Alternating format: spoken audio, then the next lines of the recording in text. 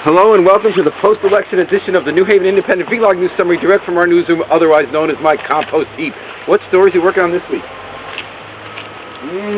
Bread, the staff of life. This is a loaf from the Ciabasso Bakery. Picked it up at Atticus. You know why I got it? It's almost all done. We've been through a couple. If you voted on Tuesday, they gave you free bread at Atticus and other places that do that yummy artisan bread that Ciabasso does. So I want to salute Ciabasso for promoting democracy. But here's the problem. We ate lots of great bread, but hardly anybody else did, because no one's voting. Every year, fewer and fewer people are voting, and our democracy is sick. Only 12,000 people voted in this year's election on Tuesday in New Haven, out of 54,000 registered voters. Come on, it's going down every year. And we get worse government as a result. We got to do better. What else are we working on? Here's the RX, the pills. You know what's going to help our democracy and restore it and get more people to vote? More people running for office. There's no excuse for it. We had only 4 truly contested aldermanic races out of 30 in the city. That's what helps bring out the voters. I'll give you a case in point. In East Rock's Ward 10, Alan Bryson is a Green, and he won. He ran, he was a long shot, and he actually won, and that's a good thing to have other parties on the board of aldermen. We need a multi-party democracy.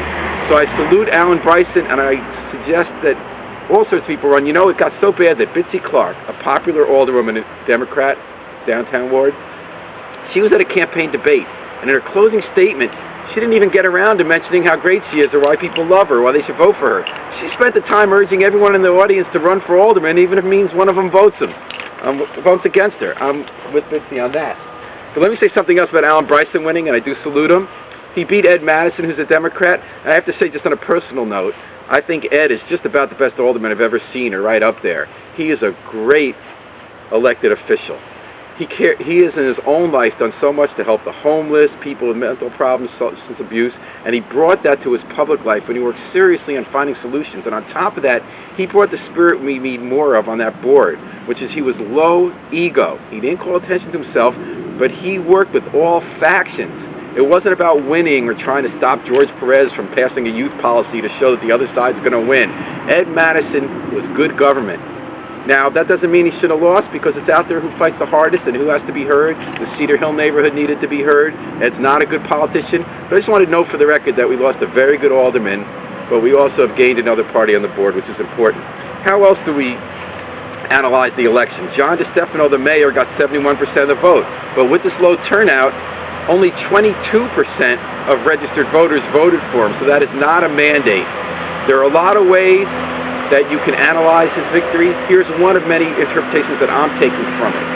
In New Haven, at least, a mayor could advocate a humane and smart policy toward immigration and not get his butt kicked. That's a good thing, and that's why I'm glad to live in this city, even if we do need to resuscitate democracy.